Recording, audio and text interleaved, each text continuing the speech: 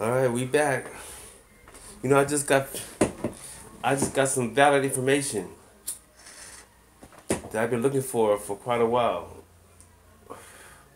And pretty much, I wanted somebody to explain to me why people seem to always wanna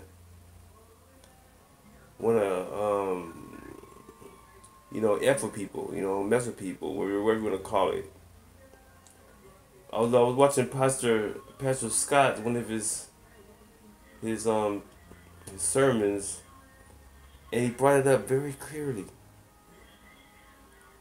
of not why, more like that people do, but they call it test or tempt, testing or tempting. It says, "Thou shalt not tempt the Lord my thy God" in the Bible, and then your daddy might say, "Don't test me," you know.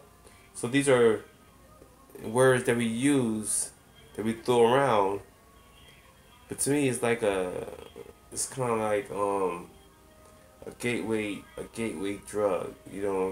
First you start off with cigarettes, then you start off with weed, then you go to cocaine, then you go to heroin, then you go to ecstasy or vice versa or whatever. So, but let me show you what you let me just listen to what you said. 27 and 34. Then over give me Yahoo chapter 4 verse 2. And we'll try to get Yndks chapter 19 and verse 20. But some kind of way we'll wrap all this up. Just as something to consider. Listen to the book. They gave him vinegar to drink, mingled with gall, and when he had tasted thereof, what he do? He would not drink. What happened? And they crucified him, and parted his garments, casting lots, that it might be fulfilled, which was spoken by the Nabbah. They parted my garments among them, and upon my vesture did they cast lots. What happened? And sitting down, they washed him there. That's beautiful. Doing what? And set up over his head his accusation written. What were they doing? This is Yahusha. Amen. What were they doing? And sitting down, what did they do? They washed him there. That's beautiful. Beautiful. Let's see what happened on here in the book of Yndks, chapter 19, verse 22.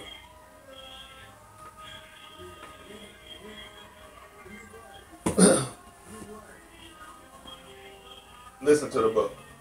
Then the soldier, when they had crucified Yahushua, took his garments and made 4 parts, to every soldier a part, and also his coat.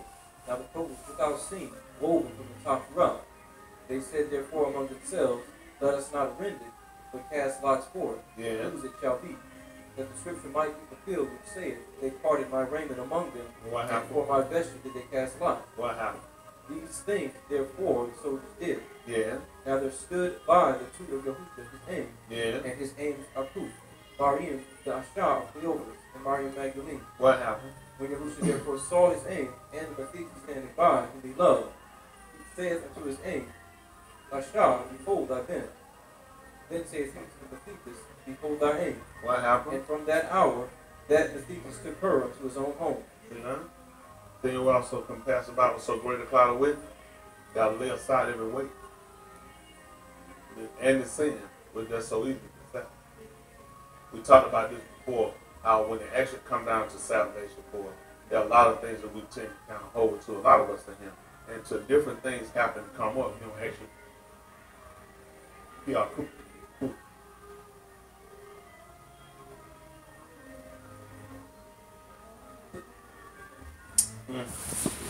Then you also can pass about with so great a cloud of witness, gotta lay aside every weight.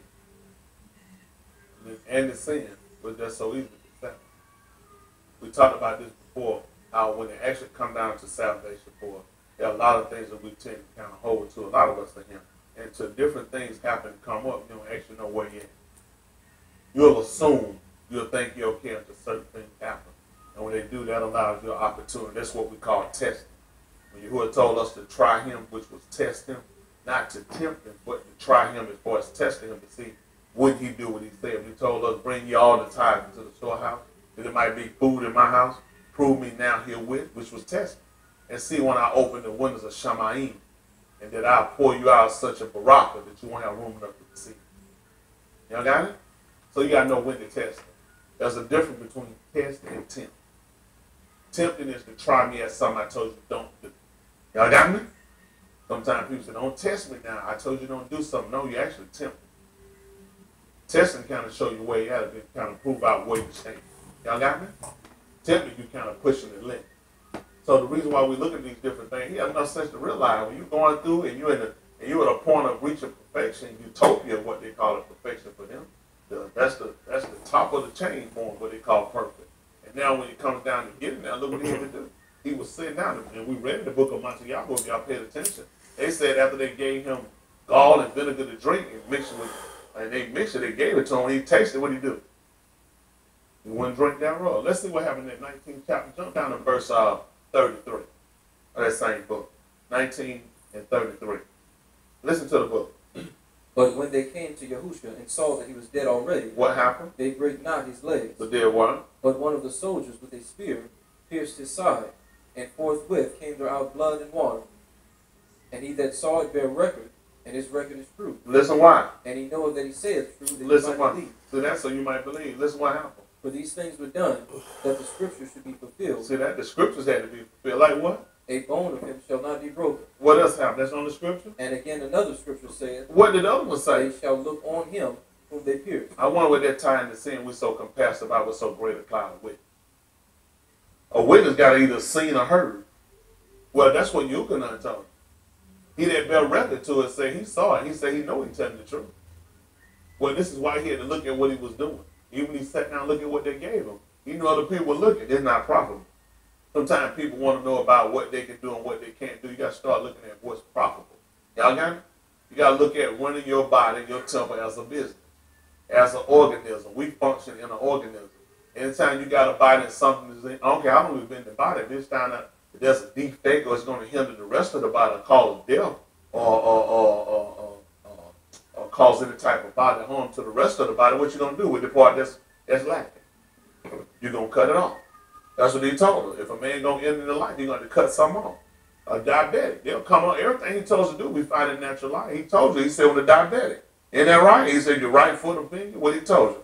Cut it off. He said, better end in life halt than to go into hell having both members, which would be Sheol.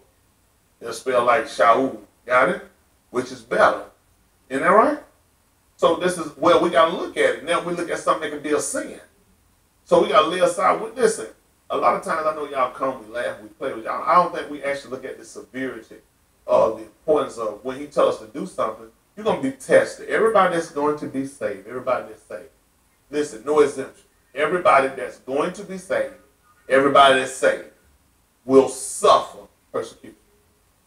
You're going to lose something. That's going to wait. You're not going to be, I'm saved, I had to suffer. You're not saved. Well, we say not suffer, we'll say be afflicted.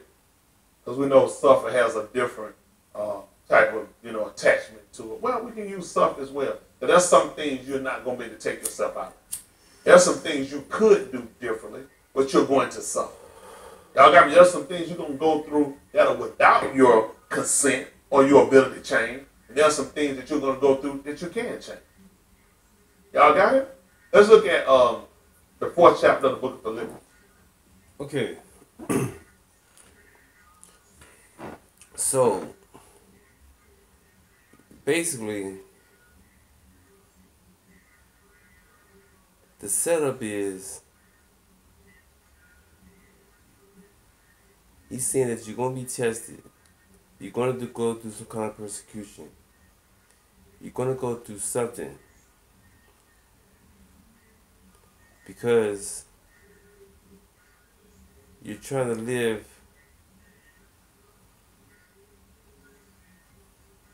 as this perfect individual in a sinful world. He said that everything is profitable.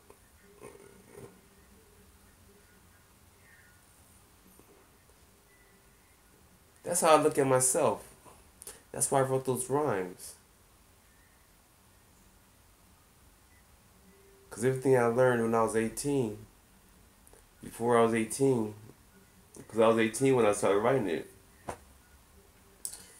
I started forming a lot of rappers, a lot of musicians, a lot of lyric, lyricists, a lot of people that write poetry. They tend to write about. They tend to mostly write about their past, from their own experiences, or the future, and what they might think of their future experiences. So I kind of wrote both, I guess, future, past, and the present. But one thing about the body part he was talking about, because he was saying that you should cut off your, to your one leg for survival if you're diabetic. If you're a severe diabetic, it's better to go living with one leg than to be in damnation with both. So I'm like, okay.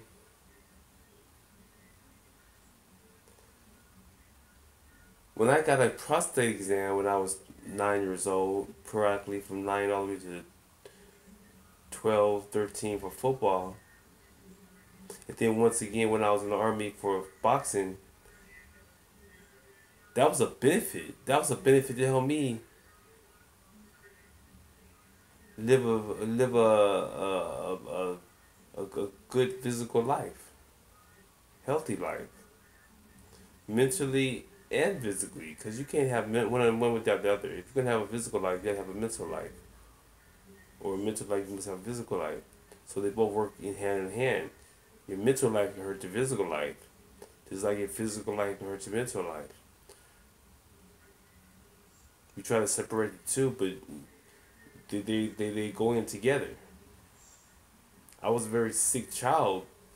I was a very sick child at times, and I would think back, and I would look at myself. Wow, the times I would get sick would be the same time, because that was the time that I would eat a lot of stuff that I shouldn't be eating, because quite naturally, a child's gonna do what they see their parent do, or whoever's taking care of them do, whoever feel like they have the same the same blood from. So I was everything my dad would eat. I would eat everything he eat. Everything. I would try to be just like him, because he was like my God. He was like my he was the one who disciplined me, the one who took care of me, the one all I knew. So by them not telling me that wasn't my father, biologically, blood wise, that caused me to be very sick, because everything he could eat, I couldn't eat. Everything that he would do, I couldn't do, or I would have some serious consequences from it, and that's just from a genetic standpoint of it, So I would eat all this stuff that he would eat, and I would get sick. I mean, real sick, They say it's asthma. Asthma is nothing but an allergic reaction. That's all asthma is. Asthma is just an allergic reaction. That's why it's spelled the way it is. A with an A, like allergies. A, asthma. A-S. So, I mean, I'm just guessing on that point. Maybe I'm wrong with that, but I'm just using my own experiences and a little common sense of how we have these words that are brought together, and letters brought together with making words. So by me getting sick and just like around the same time every year, and because the time I would see him mostly was during during holidays, during family gatherings, during what you see, you do and stuff. So I would do, and everything I would do, everything that he would do was bad for me. you know, and so I would I would get sick real bad, and I would have to just sweat it out, you know.